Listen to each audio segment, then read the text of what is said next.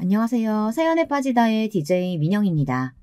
오늘도 첫 번째 사연 시작하기 전에 구독과 좋아요 버튼 눌러주시고요. 그럼 오늘의 사연 바로 시작해 볼게요. 안녕하세요. 저는 아이 둘 키우는 엄마이자 동네에서 카페를 운영하는 자영업자입니다. 여러분은 고진감래라는 말을 아시나요? 저희 친정 부모님은 어린 저희를 앉혀놓으시고 이런 말씀을 참 많이 하셨어요. 인생은 산을 넘듯 고비의 연속이지만 그래도 버티다 보면 그 끝엔 단 열매가 기다리고 있다고요. 그러니 참을성 있게 살고 성실하게 살다 보면 분명히 좋은 결과가 기다리고 있을 거라고요. 돌이켜보면 저는 친정부모님 말씀대로 꽤나 인내심을 가지고 인생을 살아왔던 것 같습니다. 마음적으로 분명 힘든 일도 많았지만 그럼에도 시간이 약이 되어 모든 게 괜찮아질 거라는 그런 믿음을 가지고 살았던 것 같아요. 그래서 지금 제가 이렇게 나름 좋은 가정을 꾸리고 살 수 있었던 것 같고요. 오늘은 허심탄회하게 소박한 제 인생 이야기도 들려드릴 겸 펜을 잡아봤습니다. 얼마 전 남편 친구 부부들 동반 모임에 갔다 생긴 일도 꼭 말씀드리고 싶고요. 끝까지 들어주시길 바랍니다. 먼저 저는 남편을 만나고 시집을 가기까지 유복한 집안에서 나고 자라 돈 걱정 없이 살았습니다. 저희 친정 부모님 중 한 분은 약사이고 한 분은 사업을 하셔서 집안엔 늘 돈이 있었거든요. 덕분에 저와 언니는 한 번도 돈 걱정을 하지 않고 학교를 다닐 수 있었어요. 그런데 그 안온함이 무너진 건 바로 제가 대학교에 재학하고 있던 시기였습니다. 어느 날 엄마께서 우는 목소리로 전화가 오셨고 상황 설명을 하시는데 제대로 알아들을 수가 없었어요. 나중에 알고 보니 저희 아빠의 사업이 갑자기 크게 빚더미에 오르면서 저희 집이 경매에 넘어갈 위기라고 하시더라고요. 정말이지 막막해졌습니다. 한 번도 가난해 본 적이 없던 저희 집이 그렇게 무너지게 될 줄은 꿈에도 몰랐죠. 저와 언니 모두 망연자실해져선 앞으로 어떻게 학교를 다녀야 할지, 아니 학교는 다닐 수 있을지 너무나 불안하고 초조했습니다. 특히 언니는 대학원까지 진학해서 박사과정을 밟을 생각을 하고 있었기에 더 힘들어했고요. 언니, 우리 집 이제 어떻게 되는 거야? 아빠도 연락 잘 안 되고 엄마도 매일 저렇게 누워만 있잖아. 모르겠다 나도. 진이야, 확실한 건 우리 둘 다 이제 각자 살 길은 알아서 찾아야 할 것 같아. 부모님께 손 벌릴 생각 같은 건 이제 접어야 돼. 언니도 아르바이트 자리 구했어.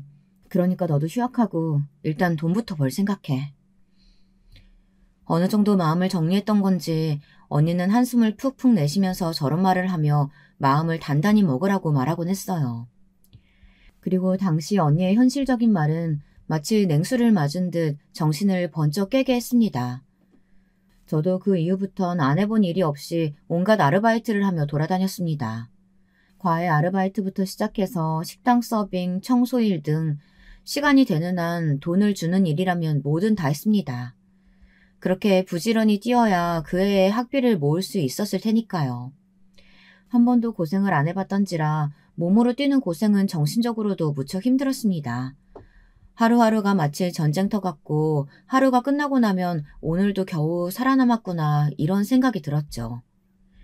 그러던 중 저는 남편을 만나게 되었습니다. 남편은 부지런히 뛰어다니는 저를 늘 안쓰러워하는 선배 중 하나였어요. 저희 집 사정이 안 좋아졌다는 걸 동기들에게 듣고는 은근히 챙겨주는 방식으로 다가오더군요. 저는 당시 연애고 뭐고 생각할 정신도 없었기에 남편을 신경 쓸 겨를도 없었지만 남편이 저에게 마음이 있다는 건 눈치채고 있었습니다. 그러던 중 남편이 고백을 해왔고 저는 당연지사 거절을 했죠. 나는 지금 누군가와 연애를 할 만큼의 여유가 없어요. 연애는 사치예요. 죄송해요, 선배. 하지만 몇 번이고 거절을 했음에도 계속되는 고백을 받아주었을 때가 바로 제가 회사에 입사를 해왔을 때였죠. 두어 달 만나고 헤어지겠지 하는 생각으로 만났지만 우연히 한 회사에 입사하게 된 저희는 장장 2년의 연애 끝에 결혼까지 하게 되었습니다. 남편은 참으로 순박한 사람이었습니다. 고향이 시골이라 그런지 정이 참 많은 사람이었어요. 대학교 때도 동기들, 자기 선배들, 후배들까지 챙겨주는 유일한 사람이었죠. 남편의 시부모님도 모두 시골에 아직 살고 계셨는데 남편과 같았습니다. 아유, 우리 민식이가 누굴 데려오나 했는데 이렇게 이쁜 아가씨 데려오네. 고마워라. 다른 건 몰라도 우리는 여기 시골에 계속 살 거고 하니까 우리 신경 쓸 거 없이 그냥 둘만 이쁘게 살아줘. 네, 어머니 감사합니다. 그나저나 허리는 괜찮으세요? 저번에 논일하시다가 허리 다치셨다고 들었는데 한의원은 가보셨어요? 아유, 우리 새애기가 벌써부터 내 걱정을 다 해주네. 나는 괜찮아. 농사 짓는 늙은이들이야 허리가 한 번씩 아프다가 또 말짱해지고 그러는 거지 뭐. 그래도 어머님, 아프시면 꼭 한의원 방문하시고 약도 챙겨 드시고 하세요. 딱히 시어머니에게 살뜰히 대하려고 의도했던 건 아니었는데 워낙에 좋은 분이라는 게 느껴지니 저도 모르게 살갑게 굴게 되더라고요. 그런데 저희 시어머니는 그것이 무척 좋으셨나 봅니다. 결혼하시고서도 제 자랑을 얼마나 하시던지 동네 분들에게 서울에서 너무 똑똑하고 예쁜 며느리를 얻었다고 말씀하시는 덕분에 몇 번이나 얼굴이 붉어졌습니다. 저희 친정엄마께서도 약사이셨던지라 좋은 영양제나 비타민이 나오면 시어머니를 챙겨드리라고 드리곤 했어요. 당시는 저희 집이 어느 정도 안정기에 들어섰던 터니 저희 엄마도 아빠도 다시 일을 이어가고 계셨거든요. 사부인이 참 좋으신 것 같더라. 너를 아주 많이 이뻐하시는 것 같아. 눈빛에서부터 그게 보이더라니까? 친정엄마는 이런 말씀을 하시며 한숨 놓았다고 다행이라고 말씀하시곤 했습니다. 엄마는 제가 시어머니에게 친탈처럼 사랑을 많이 받길 원하셨거든요. 엄마의 바람이 이루어진 거나 다름없었으니 친정엄마는 우리 애 이뻐해 주셔서 고맙다고 시어머니를 종종 챙겨드리곤 했습니다. 그렇게 저는 고부 갈등 없이 남편과의 사이도 아주 무난하게 신혼생활을 지내왔습니다. 허나 인생은 하나의 고비를 넘으면 또 하나의 고비가 기다리고 있다고 하잖아요. 바로 저희 친정엄마께서 알아놓으시면서 병원 신사를 지게 되신 겁니다. 늘 본인의 건강을 잘 챙기고 있다고 자부하시던 분이 갑자기 쓰러지셔 병원으로 이송되었는데 검사 결과 암이었습니다. 그것도 꽤 진행된 상태였죠. 엄마가 건강하리라 굳게 믿고 있던 저로서는 너무나 큰 충격이었습니다. 그때 엄마의 병수발을 들면서 저는 누구든 저를 떠날 수 있다는 사실을 알게 되었고 엄마가 실제로 1, 2년 병원으로 고생하시다 떠나게 되었을 땐 정말이지 가슴이 무너지는 충격을 안게 되었습니다. 엄마에게 아직 떠나지 말라는 인사도 제대로 하지 못한 채 허망하게 보내고 말았는데요. 그때 느꼈던 마음의 공허함은 이루 말할 수가 없었죠. 남편과 시부모님이 저를 붙잡아주지 않았다면 저는 정말이지 많이 무너졌을 겁니다. 며느라가 네가 얼마나 마음이 힘들겠어. 나도 어린 시절에 엄마 여의고 정말 힘들었단다. 그래도 밥 잘 챙겨 먹고 힘들면 나한테 언제든 의지하렴. 네, 어머니 고맙습니다. 정말 어머님 아니었다면 지금 제가 어떻게 버텼을지 상상도 가지 않아요. 시어머니와 시아버지는 이 시기 저희 집을 가끔 드나드시며 따뜻함을 안겨주셨습니다. 저는 그런 어머님과 아버님에게 의지하며 남편에게 의지하며 힘겹게 엄마를 떠나보냈고요. 그러다 친정어머니를 이른 시기에 보내고 저는 아이를 임신하게 되었는데요. 첫 아이를 임신하고 출산을 했을 때 엄마가 옆에서 이 순간을 지켜보셨다면 정말 좋았을 것이란 생각이 들더라고요. 늘 저 닮은 딸을 기대하셨던 분이라 더 엄마 생각이 많이 났어요. 그래도 시간이 약이 될 거란 주문 같은 말을 외우며 저는 열심히 아이를 키우고 또 남편 뒷바라지하며 엄마가 되었습니다. 여기 지금 이 사연을 듣고 있는 인생 선배님들 또한 엄마가 되는 경험을 이미 다들 하셨겠죠. 저는 엄마가 되는 경험이 참 어려웠습니다. 처녀였을 적 하던 것들을 포기하고 한 아이의 엄마로서 생명을 책임지고 돌본다는 것이 너무 어렵고 또 가끔은 아이 키우는데 답이 없다는 생각이 들어 더 막막하더라고요. 특히 저희 딸은 말을 잘 듣지 않고 어렸을 때부터 잘 우는 편이라 달래주는 게 너무 힘들었어요. 딸 우는 소리를 듣다 보면 노이로제가 걸릴 정도였으니까요. 그러던 중 엎친 데 덮친 격 남편이 회사에서 안 좋은 일을 겪게 되었습니다. 바로 직장 내 동료들과 사이가 안 좋아진 것인데요. 언제부터인가 남편의 얼굴이 조금씩 안 좋아지더라고요. 집에 돌아오면 우리 딸부터 안아주며 힘들어도 밝은 얼굴만 보이던 사람이 어느새 눈 밑에 거무퇴퇴한 흔적을 보이며 한숨을 쉬기도 하고요. 왜 그러나 걱정되는 마음에 물어봐도 처음엔 답을 하지 않았어요. 그러던 어느 날 남편이 아주 술을 많이 마신 채로 들어와 미주알 고주알 제게 속마음을 털어놓으며 남편이 무슨 일을 겪고 있는지 알게 되었습니다. 사람들이 나를 멀리하는 것 같아. 이게 직장 왕따 그런 거겠지. 내가 딱히 뭐 실수한 것도 없는데 사람들이 나를 피하더라고. 어느샌가부턴 같이 밥을 먹던 사람들도 나랑은 안 먹으려고 하고. 남편은 워낙에 사교적이고 직장 내 사람들한테 살갑게 구는 사람이었어요. 자신이 상사라고 해서 아랫사람을 함부로 대하는 사람이 아니었습니다. 그런데 그런 사람이 갑자기 직장에서 그런 일을 겪는다고 하니 심장이 쿵 떨어지더군요. 남편을 질투하던 직장 동료 한 명이 남편에 대한 안 좋은 소문을 퍼뜨리고 다는 것이 계기였다고 합니다.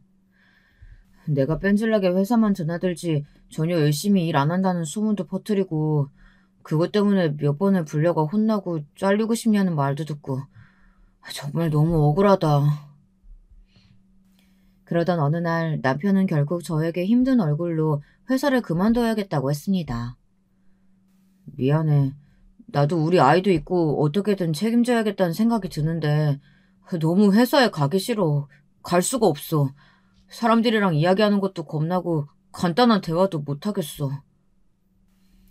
남편은 당시 심각한 우울증을 앓고 있었어요. 공황 증세도 있었던 것 같아요. 회사만 가면 괜히 안절부절 못하게 되고 일도 손에 안 잡힌다고 했습니다.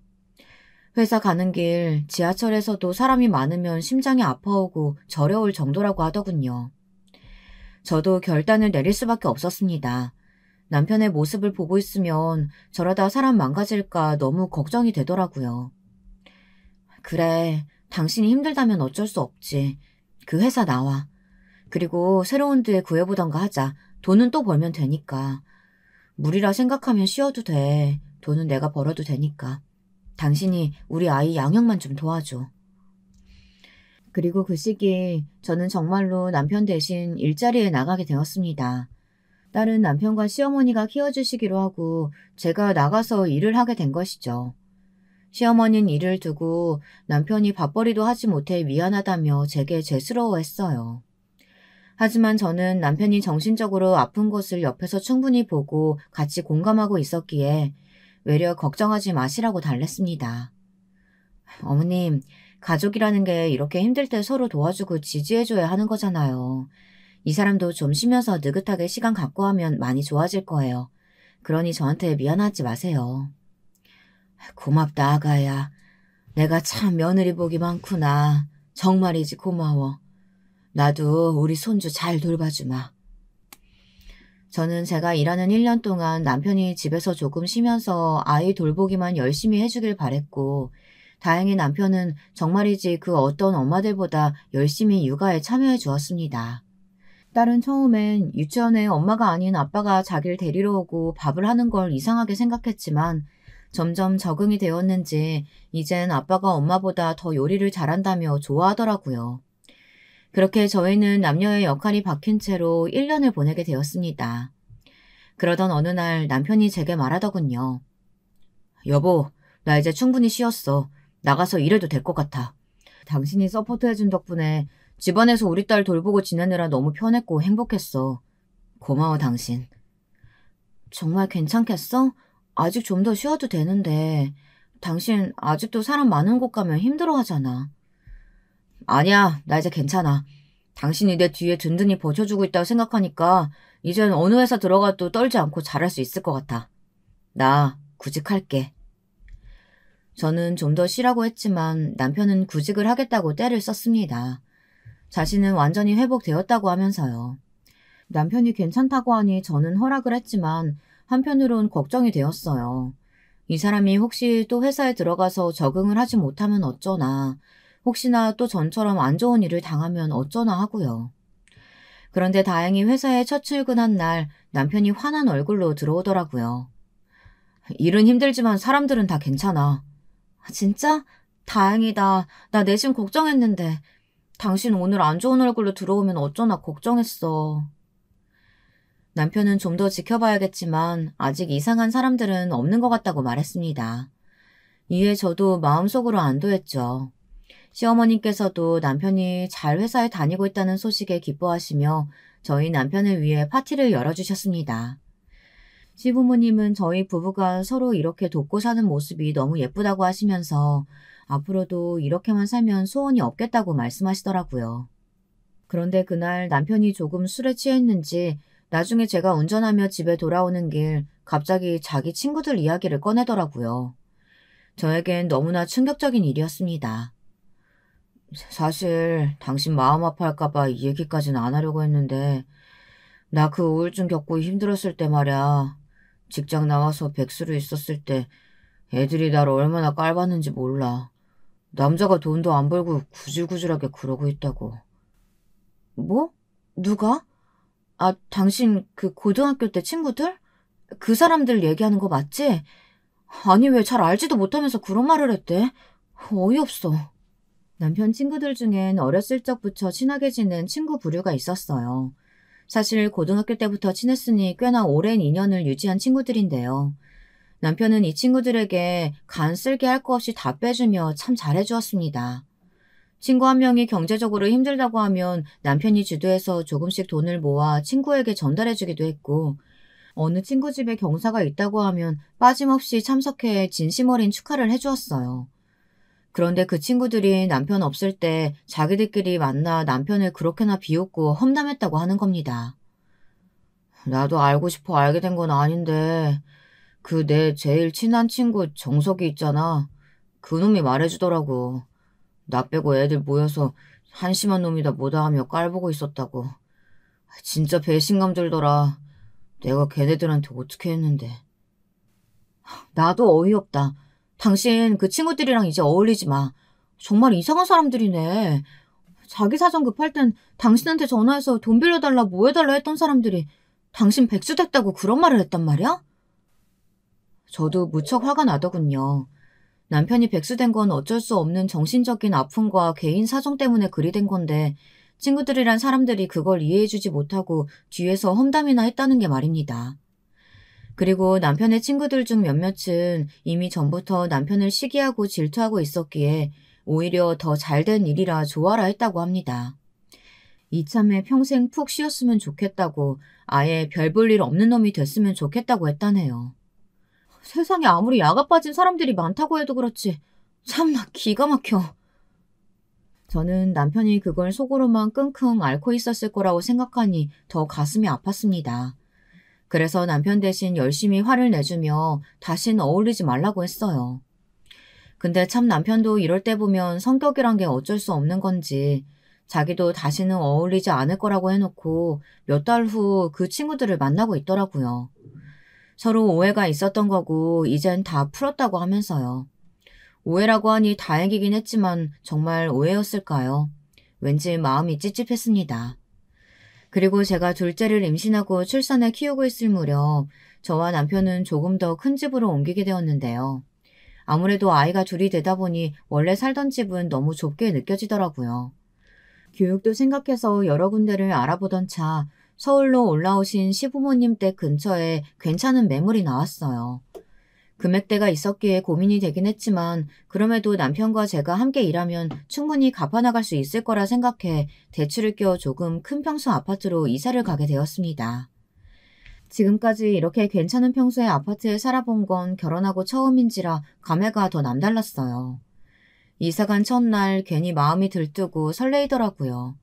그날 남편과 조촐하게 둘이 소주를 놓고 마주 앉아 이야기를 나누었습니다. 여보, 나 왜 이러는지 모르겠는데 기분이 너무 좋다. 우리가 그간 저축 열심히 했잖아. 열심히 일도 했고 꼭 보상받는 것 같아. 당신 그렇게 좋아? 입이 귀에 꼭 걸린 것 같네? 당신 좋아하는 거 보니까 나도 기분 좋아. 빚은 너무 걱정하지 마. 나도 회사에 완전히 적응했겠다. 승진 기회도 있으니까. 알겠어. 그래도 무리해서 일하지 말고 무리해서 일하다 아프면 병원비만 더 나와. 알지? 그렇게 저희는 웃으며 자축을 했습니다. 그런데 그때 남편이 집들이에 자기 친구들을 초대하자고 하더군요. 친구들에게도 집자랑도 할 겸 이야기도 하고 싶다고요. 그러면서 친구 중 한 명이 최근 어머니를 보내고 마음이 울적해 보인다면서 친구들끼리 모여 이야기하는 시간을 갖고 싶다고 했어요. 당신도 알지? 윤식이라고. 걔가 요즘 많이 우울해 보이더라고. 얼굴이 팍 상한 게 10년은 늙어 보인다니까. 걱정되더라. 어딜 가든 다른 사람부터 생각하는 남편이었습니다. 전에 남편이 술을 먹고 했던 얘기가 생각나서 사실 저는 약간 개의치 않긴 했지만 남편의 마음을 생각해 알겠다고 했죠. 그리고 그날 일이 벌어졌습니다. 그날은 집들이 준비를 하기 위해 아이들을 시댁에 맡기고 바쁘게 움직이고 있었는데요. 아침부터 재료를 손질하고 이것저것 요리를 하고 하다 보니 시간이 생각보다 빠르게 흘러가더라고요. 어느새 약속 시간인 오후 6시가 되어 남편 친구들을 맞이했습니다. 남편의 친구들은 하나같이 저를 반가워했습니다. 저 역시도 오랜만에 본다면서 허심탄회하게 맞아주었어요. 다들 센스있게 집들이 선물도 사왔고 모두 제가 만든 음식을 먹으며 요리 솜씨가 최고라며 치켜 세워주는 분위기가 나쁘지 않았어요. 그때 남편의 친구 한 명이 술을 꺼내들더군요. 우리 기분도 좋은데 위스키 이거 같이 깔까요? 제주씨도 사양하지 말고 같이 드시게요? 저는 술 잘 못 마시는데 한 잔만 받을게요. 남편 친구는 저도 꼭 같이 먹어야 한다며 계속 술을 부어줬어요. 이런 자리에서 거절하기도 뭐해 저도 몇 잔을 엉겁결에 받아 먹게 되었죠. 그런데 술이 오르다 보니 다들 약간 취해서인지 그때부터는 말이 막 나가더라고요. 왜 필터 없이 뇌에서 나오는 대로 하는 말들 있잖아요. 가장 취해 보이는 남편의 친구 윤식 씨가 갑자기 집안을 쑥 훑어보더니 조금 기분 나쁜 말을 하는 겁니다. 야, 너 이 집 마련하려면 뒤지게 고생했겠다. 애도 둘이겠다. 야, 성공했네, 성공했어. 아니야, 은행 거야, 은행 거. 대출 갚으려면 이제 허리가 휘도록 일해야 돼. 하기야, 그래. 네가 뭐 대기업 다니는 놈도 아니고 코딱지만한 회사 다니면서 그 월급 받는데 대출금 갚긴 힘들긴 하겠다. 남편 친구의 무례한 말에 분위기가 확 식었습니다. 저도 술이 확 깨더라고요. 남편 옆에 있던 사람이 윤식 씨를 말리며 그만하라고 했지만 윤식 씨는 계속해서 비하 발언을 했습니다. 나처럼 처가복이라도 있으면 네가 좀 낫지. 나는 우리 처가가 잘 살아가지고 그래도 사업도 하고 나 하고 싶은 대로 하고 살잖냐. 근데 너는 내가 지하주차장에서 네 차 보고 오는데 눈물이 나려고 했다. 네 사는 형편 뻔히 보여가지고 너무 구질구질하더라. 야, 세상에 차가 그게 뭐냐? 새 차 뽑을 능력이 없으면 괜찮은 중고차라도 한 대 사든가. 너도 나이가 몇 갠데 애들 보는 눈도 생각을 해야지. 요즘은 애들끼리도 부모가 못 살면 서로 왕따시키고 그래요. 집안 경제력이 그만큼 중요하다고. 야, 아무튼 열심히 살아라. 내가 얼마 안 되지만 현금 준비했다. 이거 받고 애 생각해서라도 또 회사 간두지 말고 잘 살아. 이 말에는 남편도 폭발하고 말았습니다. 너 왜 그러냐? 누가 너 보고 돈 달래? 왜 갑자기 술 먹고 사람 기분을 잡쳐? 너 이러는 거 내 자존심 짓밟는 말인 거 모르고 하는 거냐? 아니, 모르고 할 리가 없지. 너 알고 이러는 거지? 야, 내 돈이나 갚아. 여기 있는 애들 중에 나한테 돈 안 꾼 놈이 없는데 너만 안 갚았어. 그까도 갚으면 되지. 그게 얼마나 된다고 그걸 또 받으려고 하네. 이 거지 새끼가. 그래. 너같이 못 사는 놈들은 그 돈이라도 받아야 잘 살지. 안 그래? 진짜 역 같아서. 야, 준다 줘. 현금 봉투 여기에 빌려간 돈 넣어줬다. 됐냐? 윤식 씨는 끝까지 저와 저희 남편을 비웃으며 돈 봉투를 열어 얼마를 넣더니 그걸 저희 남편 얼굴에 집어던졌습니다. 봉투에 맞은 남편은 얼굴이 벌개져 벌떡 일어났고 윤식 씨는 남편의 멱살을 잡아버렸습니다. 저도 당시 솔직히 너무 화났었기에 같이 따지고 싶은 심정이었어요. 하지만 분위기가 너무 과열되어 금방이라도 주먹 싸움이 날 것 같길래 겨우 참고 남편과 윤식 씨를 떼어놓아야 했죠. 남편 친구들이 억지로 윤식 씨를 끌고 나갔고 남편은 씩씩거리며 자기 방으로 들어갔습니다. 남편은 한동안 아무 소리 내지 않았지만 저는 남편의 마음이 너무나 상했다는 걸 짐작할 수 있었습니다. 저흰 그저 다른 사람들처럼 하루하루 열심히 살았을 뿐이고 차 역시 아끼기 위해 덜 좋은 차를 끌고 다닌 것뿐인데 정말 남편의 마음이나 제 마음이나 진창이었어요. 일주일 뒤 남편의 가장 친한 친구인 정석 씨가 찾아와서는 이야기를 하더군요. 야, 저기 윤식이 걔도 좀 화가 나서 이런저런 마음에도 없는 말 한 모양이더라. 걔가 요즘 마누라랑 사이가 안 좋대. 그래서 그런 거니까 네가 화 풀어줘라. 내가 왜 풀어? 됐다. 나 이제 그놈이랑 친구 안 해. 남편은 확고하게 대답했지만 정식 씨는 곧장 윤식 씨에게 전화까지 하면서 여기로 당장 오라고 사과하라는 말을 전달했어요. 그리고 1시간 정도 후 정말 윤식 씨가 저희 집으로 찾아왔더라고요. 저 미안합니다, 재수 씨. 정말 죄송해요. 제가 재수 씨 뵐 면목이 없네요. 술에 너무 취해가지고 마음에도 없는 말을 짓거렸어요. 저 민식아 미안하다. 다 내 잘못이야. 한 번만 용서해줘라. 어? 남편은 윤식 씨를 자기 방으로 데리고 들어가 한동안 많은 대화를 나누는 것 같았습니다. 저는 솔직히 용서하기도 싫었고 남편이 저런 사람과 다시는 어울리지 않길 바랬죠. 하지만 남편은 마음이 약해졌는지 다음부턴 다신 그러지 말라는 말을 하곤 없었던 일로 하자고 하더군요. 이번은 내가 넘어갈게. 근데 너도 말하는 거 그 버릇은 고쳐야겠다. 그 조건으로 넘어가는 거야. 알겠어. 고맙다, 민씨가. 재수씨, 감사합니다. 재수씨, 제가 다음부터는 절대로 그런 말 안 할게요. 마음 상하게 해서 정말 죄송합니다. 어떻게 보면 허무맹랑하게 끝나버렸기에 저는 나중에 윤식 씨가 가고 나서 남편에게 왜 받아줬냐고 물었는데요. 남편은 그러더군요. 윤식이 걔가 솔직하게 얘기해주더라고. 윤식이가 와이프랑 이혼 위기래. 둘이 너무 많이 싸워서. 와이프는 자기 처가에 돈 많아서 그걸로 윤식이한테 유세 부리고 그런다나 봐. 윤식이가 그걸로 스트레스가 많았던 모양이야. 그리고 하필 우리 집들이 온 날도 싸우고 와서 신경이 많이 예민해져 있었대. 신경이 예민하다고 그런 말을 그렇게 해? 그게 무슨 변명이야. 난 모르겠다. 난 그 사람 보기 싫어. 저는 전혀 화가 풀리지 않았기에 남편에게 용서해줄 마음이 없다고 했지만 남편은 어떻게 저렇게 물렁한 사람인지 자기는 이미 다 용서해줬다고 하더라고요. 이때 전 남편이 저와 성격이 많이 다르다는 걸 느꼈고 너무나 이해가 되지 않았습니다.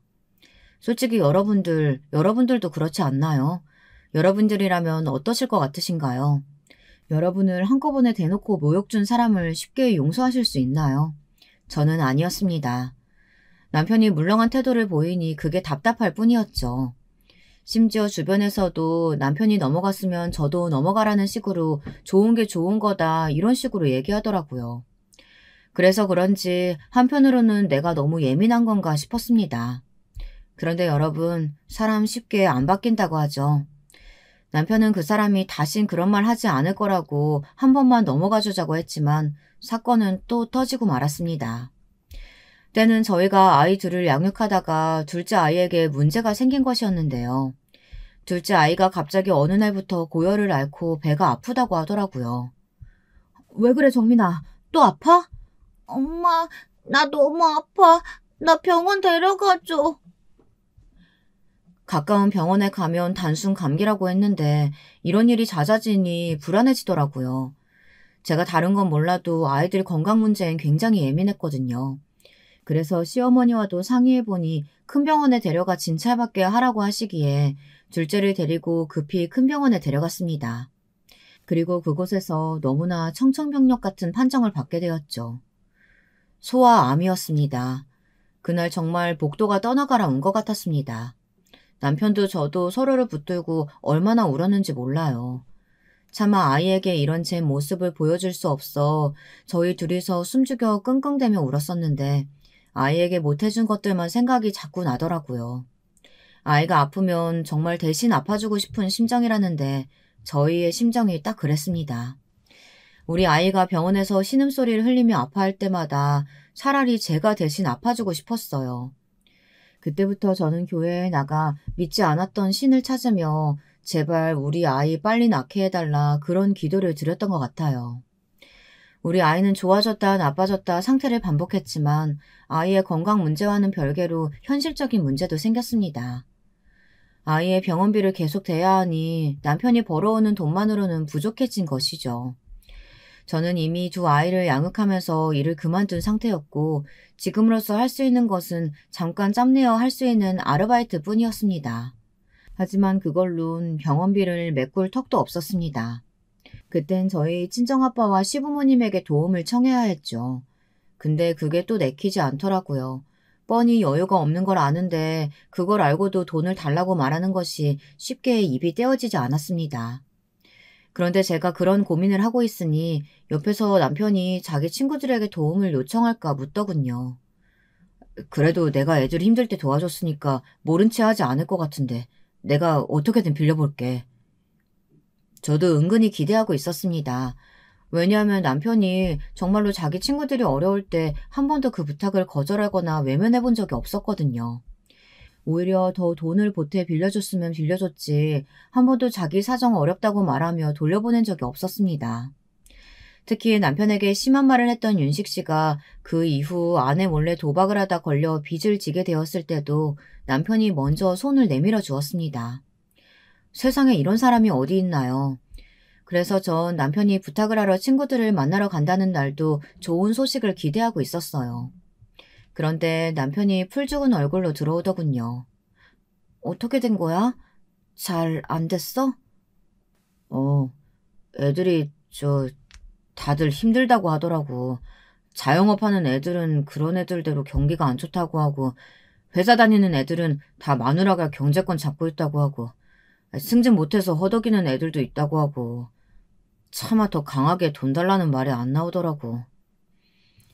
남편이 붉어진 얼굴로 더듬더듬 그 말을 내뱉는데 저는 가슴이 미어졌습니다. 동시에 화도 났습니다. 우리 남편에게 하나같이 도움을 받은 사람들이었으니까요. 정말 기가 차기도 하고 남편의 얼굴이 안 되어 보이기도 하고요. 아니 그 사람들 정말 이상한 사람들이다. 이런 법이 어딨어. 짐승도 이러진 않겠다. 그 사람들 다 당신한테 돈 빌려간 사람들 아니야? 우리가 지금까지 어떻게 했는데. 특히 윤식 씨. 윤식 씨는 그러면 안 되지. 여보 미안해 내가 조금만 능력 있는 놈이었다면 내 자식 병원비 정도는 감당할 수 있었을 텐데. 내가 부족한 놈이라서. 그 와중에도 남편은 자기 친구들 탓할 생각은 안 하고 이렇게 말하며 이내에 눈물을 터뜨렸습니다. 아마 남편 역시 친구들에게 배신감도 느끼고 화도 났겠죠. 그런데 그보단 자신의 능력이 없다는 사실에 더 꽂혀 있었나 봅니다. 능력이 없어 이렇게 된 것 같다며 눈물을 터뜨리더라고요. 저 역시 당시엔 너무 화가 나서 분노의 화살을 남편 친구들에게 또 남편에게 돌릴까 하다가 남편이 꺽꺽거리며 울고 있으니 화도 못 내고 그냥 남편을 토닥여주게 되었습니다. 그리고 친정 아빠를 찾아갔죠. 아빠는 제가 대문 문을 열고 들어온 순간부터 왜 들어온지 아시는 것 같은 얼굴이었어요. 아빠 죄송해요. 자식이 돼서 아빠 용돈 드려야 할 나이에 이렇게 돈을 빌리네요. 제가 너무 면목이 없어요. 아니야, 뭐가 미안해. 그냥 우리 손주만 생각하자. 알았지? 너도 잘 먹고 다니고 얼굴 많이 상했다. 아빠도 시부모님도 흔쾌히 돈을 대주시긴 했지만 사실 마음이 불편했습니다. 연로하신 부모님에게 도움은 못 되드릴 망정 돈을 얻어가니 마음이 영 찝찝하고 괜히 제가 죄스럽고 그렇더라고요. 이럴 거면 한 푼이라도 허리띠 더 졸라서 더 저축해 놓을 걸. 그런 별별 후회가 다 들었습니다. 그리고 이 시기에 남편도 자기 친구들과 연을 끊고 지내게 되었고요. 그러던 어느 날 남편의 친구인 윤식 씨로부터 연락이 왔어요. 저희 아이를 볼 겸 병원에 한번 찾아오고 싶다고 하더라고요. 굳이 와야 한대? 도대체 왜? 나 그 사람 얼굴 보기 불편한데. 사실 윤식 씨가 찾아올 때까지만 해도 남편 친구들 중 저희 아이를 보러 온 사람이 한 명도 없었습니다. 정말 어이없죠. 그래서 어떤 면에선 반가워해야 맞았으나 남편 부탁을 거절했던 생각이 나서 저도 말이 곱게 안 나가더라고요. 그런데 남편 말로는 윤식 씨가 어떻게든 오고 싶어 한다며 계속해서 병원을 묻는다고 어쩔 수 없이 알려줬다고 하는 겁니다. 아니, 왜 나한테 상의도 없이 그랬어, 당신은? 미안해. 근데 윤식이가 자꾸 오겠다고 자꾸 그러는데 나도 모르게 주소를 말해버렸네. 남편에게 불편한 마음이 불똥같이 튀어 그날 저희는 사소한 부부싸움을 하고 있었어요. 그리고 다음날 윤식 씨가 들이닥쳤고요. 윤식 씨는 혼자 오지 않았더라고요. 예상외로 자기 와이프와 함께 왔죠. 처음엔 불편한 마음에 대면대면했지만 윤식 씨는 그간 못 와서 너무 미안하다며 저희 아이를 보더니 눈물까지 글썽이더라고요. 그리고 이날 저희 아이를 한창 보다 저를 잠깐 복도로 부르더군요. 재수씨, 제가 못된 말도 하고 심기도 불편하게 해드렸는데 그날 민식이 부탁도 못 들어주고 마음이 내내 안 좋았어요. 일단 저 어렵게 마련해가지고 왔으니까 이 돈 받으세요. 네? 아니... 얼마 안 돼요. 그러니까 얼른 받아주세요. 저도 사실 처가복으로 벌어먹고 사는 사람이라 우리 와이프한테 부탁을 해야 했어요. 다행히 와이프가 괜찮다고 흔쾌히 빌려주려고 하더라고요. 아이가 아픈데 당연히 그래야 하지 않겠냐면서요. 정말요? 세상에, 무슨 말을 해야 될지 모르겠어요. 예상하지 못했어서. 그날 전 진심으로 윤식 씨에게 고마웠습니다. 얼마 되지 않는다며 건넨 돈봉투에는 꽤나 많은 돈이 들어있었고 그 돈이면 정말 돈 걱정 없이 우리 아이를 보살필 수 있겠더군요. 남편 역시 윤식 씨에게 고마운 마음을 전하며 그간 자기 멋대로 오해하고 있었다고 언젠간 소주 한잔 하자며 잘 풀었습니다. 솔직히 그전까진 남편의 친구들 다 이상한 사람들이라고 생각하고 속으로 미워하고 있었건만 그래도 윤식 씨만은 아주 나쁜 사람은 아니었구나 하는 생각이 들었어요. 허나 어이없게도 이것은 명명백백한 착각이었음이 드러났습니다. 저희 아이가 아픈 시기가 2년, 3년 지속되면서부터 저도 아이 곁을 지키며 부업으로 할 수 있는 일들을 알아보았죠. 사실상 돈은 얼마 되지 않았지만 그래도 제가 대학을 나와 번역 아르바이트라도 할 수 있는 것에 감사하면서 그 푼돈을 들고 그렇게 버티어 나가야 했어요. 그런 힘든 시기를 조금씩 흘려보내고 난 후 기적과도 같은 일이 생겼습니다. 신이 저희의 소원을 들어줬다고 그렇게 믿고 싶은데요. 바로 우리 아이가 완쾌 판정을 받은 것이랍니다. 다른 여느 아이들처럼 학교에 갈 수도 있고 아프지 않고 그저 건강하게 살 수 있게 된 것이었죠. 처음부터 완쾌가 힘든 병이란 말을 들어서 마음을 비우려고 노력했는데 막상 완쾌 판정을 듣는 날 얼마나 울컥하던지 이날도 남편과 둘이 붙들고 앉아 엉엉 울곤 했답니다. 저희가 아이의 병 소식을 처음 알게 된 그날처럼요. 이 무렵엔 우리 아이도 어느덧 커서 부모님 마음을 짐작하고 헤아릴 수 있는 나이가 되었는데요. 저희에게 고맙다는 말을 하더군요. 엄마, 아빠, 그간 나 때문에 힘들었을 텐데 고맙고 너무 미안해요. 참으로 속이 깊은 아이였습니다. 또 병원에서 자란 아이라 할지라도 워낙에 밝고 사교성이 좋은지라 학교에 가서 친구들과도 잘 어울리고 공부도 따라잡는 모습에 참 흐뭇했습니다. 저와 남편 둘 다 이제야 마음이 완전히 놓이면서 우리 가정에 평화가 오나 싶었죠. 그리고 아이가 건강해지면서 저희 남편이 회사를 나와 차린 가게가 잘 되면서 경제적으로도 부족함이 없어지게 되었습니다. 이것도 복이라면 정말 큰 복인데요. 남편은 저의 기도 덕분이라고 하지만 제가 보기엔 남편의 성실함, 한결같음이 좋은 운을 만나 이루어진 결과가 아니었나 싶습니다. 저희가 처음에 차린 가게는 소자본으로 할 수 있는 작은 카페였는데요. 여기에 남편이 이런저런 메뉴를 도입하면서 별다른 광고도 하지 않았는데 점점 입소문이 났거든요. 남편이 평상시 카페를 다니면서 메뉴를 봐두었던 안목과 매일 늦게까지 문을 열어두었던 것이 빛을 발휘한 것 같습니다. 특히 남편은 손님들에게 정말 친절했거든요. 물론 자영업이 무조건 친절한다고 해서 장사가 잘 되는 건 아니지만 남편의 부담스럽지 않은 친절함은 단골 손님들을 모으는데 한몫했던 것 같습니다. 어찌되었건 저희는 카페를 열면서 경제적으로 풍족해지게 되었고 그러면서 점점 저도 취미며 제 삶을 찾게 되었어요. 그중 제가 관심을 갖게 된 것이 바로 화장이었어요. 뜬금없이 들릴 수도 있겠지만 외려 나이를 먹고 하니까 하나둘 늘어나는 주름살도 보이고 제가 아이 돌보랴 돈 버느랴 잊고 살았던 것이 제 외모라는 생각이 새삼 들더라고요. 사실 아픈 아이 돌보고 하루하루 사는 거에 급급하다 보면 화장을 하고 다니는 제 모습이 외려 더 어색하게 느껴지고 사칠한 생각도 들었거든요. 근데 어느 날 문득 거울을 보니 이제는 나를 좀 더 가꾸고 나를 좀 더 아껴줘야겠다는 생각이 들더라고요. 그러지 않으면 정말 후회할 것 같아. 지금부터라도 나한테 조금이라도 좋은 옷 입혀주고 좋은 거 먹여주면서 나한테 투자해야겠어. 다행히 남편도 이런 제 변화를 지지해 주었어요. 그래서 제가 조금 과한 화장을 하고 다니든 옷을 젊게 입으려고 하든 신경 쓰지 않고 저 하고 싶은 대로 다 하라고 해주었습니다. 당신 그간 얼마나 고생이 많았어. 나이가 무슨 상관이야.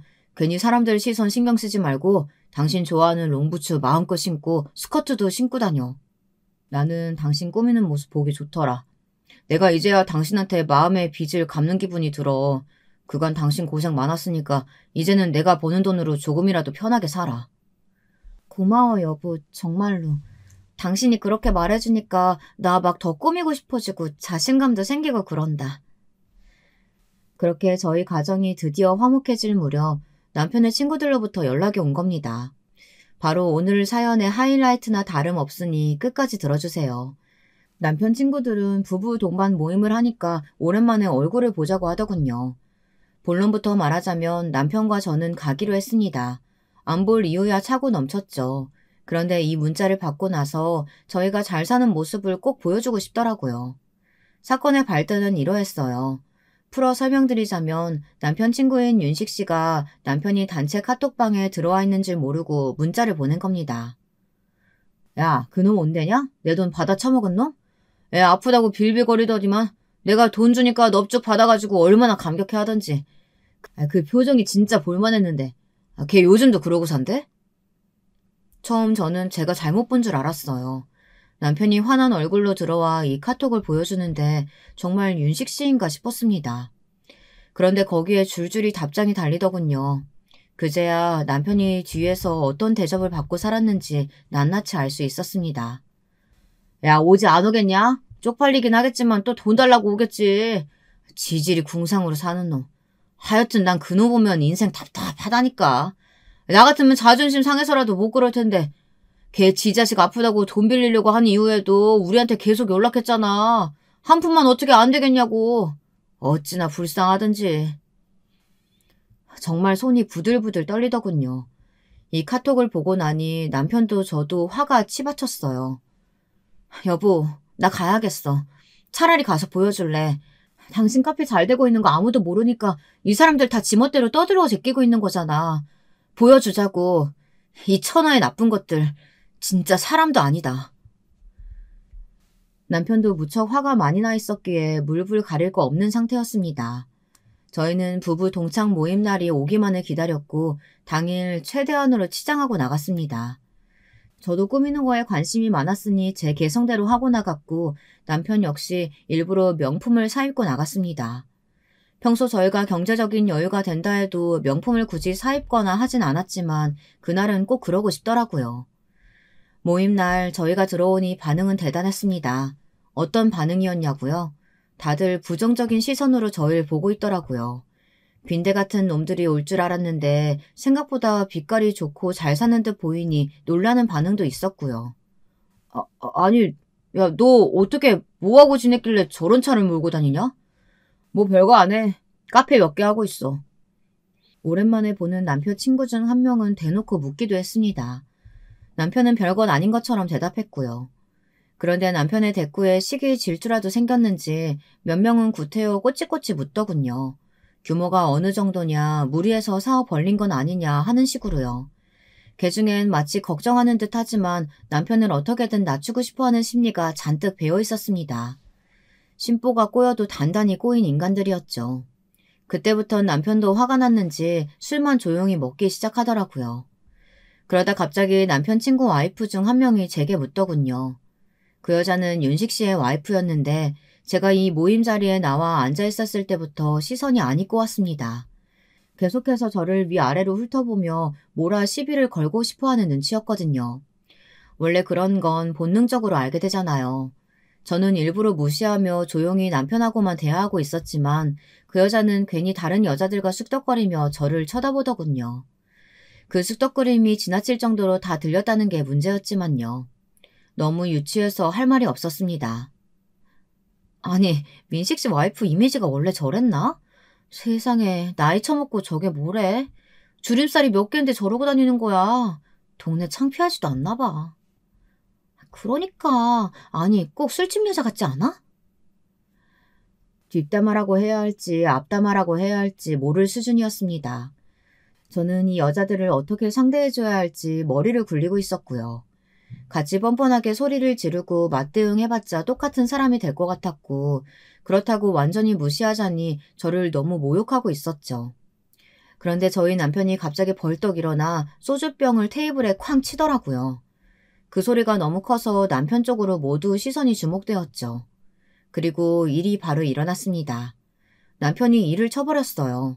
그 여자들의 뺨을 차례로 아주 야무지게 올려붙여 버리는 겁니다. 사실 저 역시 경황이 없어 남편을 말릴 새도 없었어요. 어디 천한 것들이 내 아내를 우롱해. 때린 거 고소해. 다 고소하라고.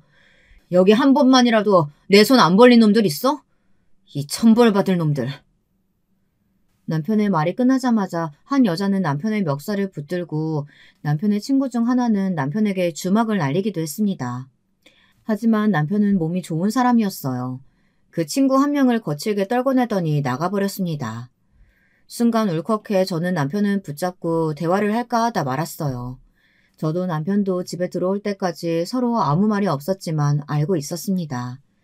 이게 그들에 대해 오랫동안 묵혀둔 복수이고 실제로 10년 묵은 한이 내려가는 듯한 느낌이 들어 속도 시원했어요. 뺨을 맞아도 싼 인간들, 짐승 같지도 않은 인간들 참교육해준 거였으니 어떤 후회도 없었습니다.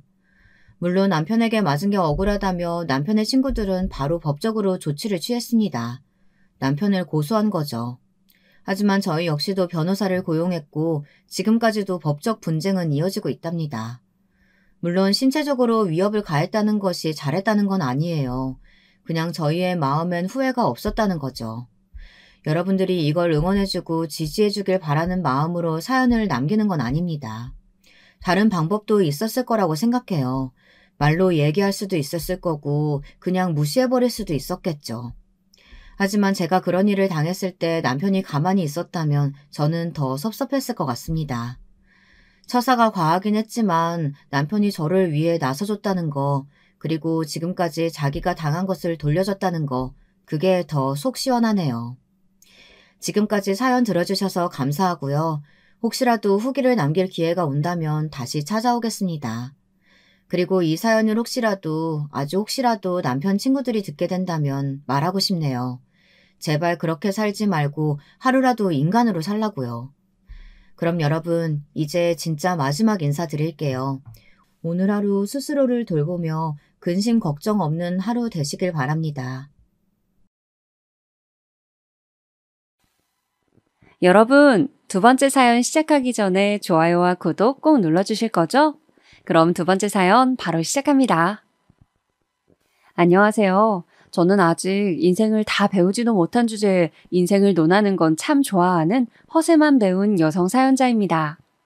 진작에 사연에 빠지다를 구독해놓고선 보고 있었는데 처음으로 사연을 보내보네요. 제 옛날 얘기부터 해도 될까요? 저희 집은 제가 아주 어렸을 적부터 가난하였습니다. 그래도 아주 어렸을 때에는 어리기에 무지한 것을 앞세워서 가난을 인지하지 못했었죠. 크면 클수록 그리고 다 크고 보니까 우리 집이 가난했기 때문에 그때 그랬던 것이었구나 하는 깨달음이 몇 번이고 밀려들었습니다. 집에 보일러가 끊겼던 탓인지 저는 동절기에는 자주 감기에 걸리는 아이였고요. 가난한 집구석이라도 코딱지만한 자기 집에서 사는 경우들이 많던데 저희 집은 그마저도 안 돼서 남의 집에 세를 들어 살았습니다. 집세를 내지 못하고 밀려서 주인집에서 저희한테 자꾸 찾아왔던 모습들은 너무나도 선명하게 기억 속에 박제되어 버렸어요. 집에 전화기가 있긴 했는데 거의 쓰질 못하였고 걸려오는 전화를 제대로 받을 수도 없었어요. 혹여 잘못 받았다가 그게 빚쟁이가 걸어온 전화일까봐 겁이 났었기 때문이죠. 어느 날은 제가 깜빡 별 생각 없이 전화를 받았다가 야, 사람이 돈을 빌렸으면 갚아야 되는 거 아니냐? 귀에 고막이 터져나갈 것처럼 크게 외치는 어떤 아저씨의 목소리가 수화기 너머로 들려와서 저는 몸을 달달 떨었습니다. 한참 쌍욕을 늘어놓으셨던 그분께 저는 간신히 지금 부모님께서 집에 안 계시다는 말만 대답했었는데요. 그러자 그 아저씨께서 저에게 잊을 수 없는 말씀을 남겨주셨어요. 너도 참 기구하다. 어째 그런 부모 아래서 태어났냐? 부자는 아니더라도 중간만치 사는 집에서 태어났으면 행복했을 텐데. 아니, 없이 사는 집에서 태어났더라도 너네 부모님처럼 남한테 돈 빌리고 나서 안 갚는 못난 쓰레기만 피했으면 좋았을 것을. 너도 참 인생 시작부터 더럽게 사는구나. 그게 다 부모 잘못 만난 덕택이지 뭐겠어. 혀를 끌끌 차시면서 저에게 마치 인생의 훈계를 늘어놓듯 그런 말씀을 하셨는데 저는 너무나도 당황스럽고 서럽고 또 무서운 마음에 눈물을 흘리면서 그 소리를 듣고 있었습니다. 폭언의 내용을 이해하기에는 저는 아직 어렸던 나이였지요. 하지만 도저히 잊혀지지 않는 그 아저씨의 발언을 곱씹을 때마다 속이 꽉 막혀왔습니다. 그런 상황, 그런 환경에서 가장 서글펐던 사실이라면 저희 부모님께서는 나름 각자의 위치에서 열심히 사시는 분들이었다는 거예요. 자식인 저는 그런 부모님의 모습을 보아왔기에 잘 알았고 그래서 더 슬펐습니다.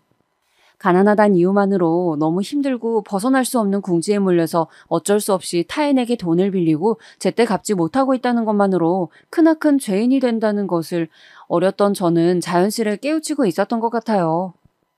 제가 가난의 적나라한 면모를 그렇게 마주해가고 있던 시기에 겪었던 가장 속쓰린 일화는 집 근처 동네에서 친구들하고 놀고 있었을 때 당한 일입니다.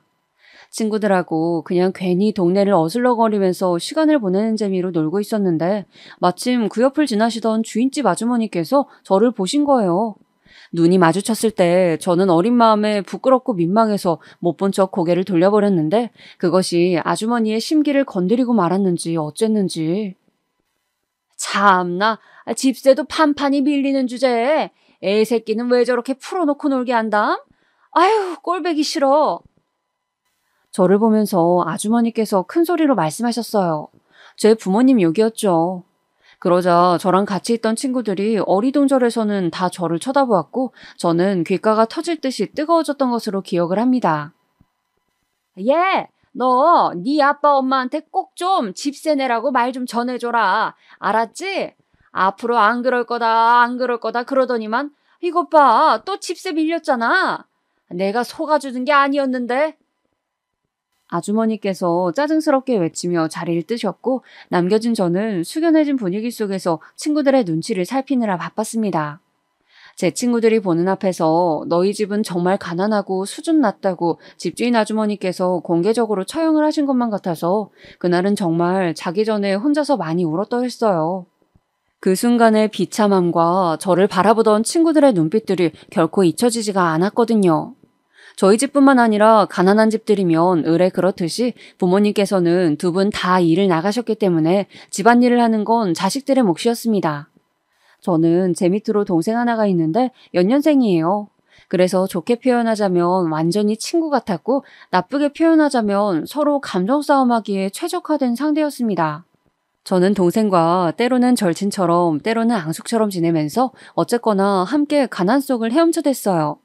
방학 되면 부모님께서는 저희를 평소에는 왕래도 거의 안 하는 친척집이라든지 혹은 사이가 괜찮은 지인의 집에 맡겨두시곤 하였습니다. 그런 시간들을 겪으면서 저나 동생이나 참 눈칫밥을 많이 먹었어요. 그래서 지금도 누가 저를 싫어하는 눈치를 보이면 그걸 귀신같이 빨리 알아차립니다. 그런 쪽으로는 눈치가 기가 막히게 발달하였죠. 저는 첫째랍시고 그래도 집안 형편이 조금 괜찮다 싶었을 때 학원을 다녀본 적이 있었는데요. 그마저도 학원비가 금세 밀리게 되어서 그만두게 되었어요. 동생은 정식 학원을 다녀본 적이 아예 없고요. 부모님, 저, 동생 이렇게 네 사람 다 생일이라는 걸 챙기지 않았습니다. 생일 케이크 같은 사치는 단 한 번도 누려보지 못하고 자랐어요. 그렇기에 학교에서 친구들이 가족 생일이라서 생일 케이크 촛불 껐다, 무슨 케이크였는데 맛이 어땠다 하는 식의 이야기를 할 때면 이국 문화를 접하는 것처럼 저는 생소하게 느껴졌습니다. 특별한 사람이 아니더라도 그냥 가족끼리도 생일 케이크를 챙겨서 먹는다는 사실을 저는 친구들의 입을 통해서 처음 들어서 깨우쳤었어요. 제 동생도 그런 말을 하더라고요. 친구 집에 초대받아서 놀러가 보고는 깜짝 놀랐다고 말이죠. 집에 도시가스가 있다는 것, 넓은 거실이 따로 있다는 것, 화장실이 쾌적하다는 것, 가족끼리 함께 저녁 식사를 꼬박 챙겨 먹는다는 것. 이런 풍경을 보고 동생은 놀라움도 느꼈고 슬픈 감정도 들었다고 했어요. 지금은 흔하게 널린 햄버거, 치킨, 피자 이런 음식들을 가난해서 어렸을 때 먹어보지 못하였습니다.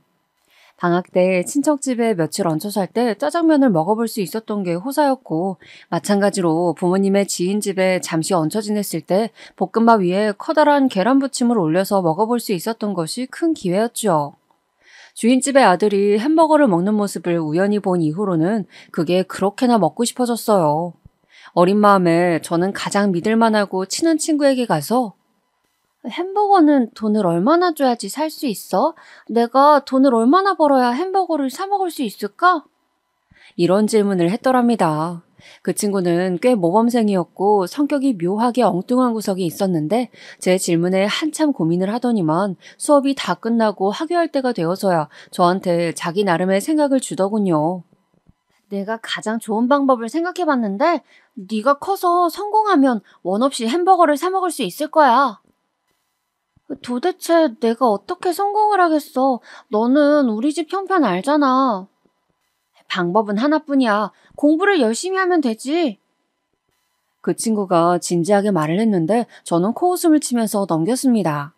그런데 몇 주 후에 제가 친구들하고 무려 햄버거를 먹는 일이 생겨나 버렸어요. 친구 한 명의 부모님께서 당시에 좋은 일이 있으셨는지 한턱 쏘셨거든요.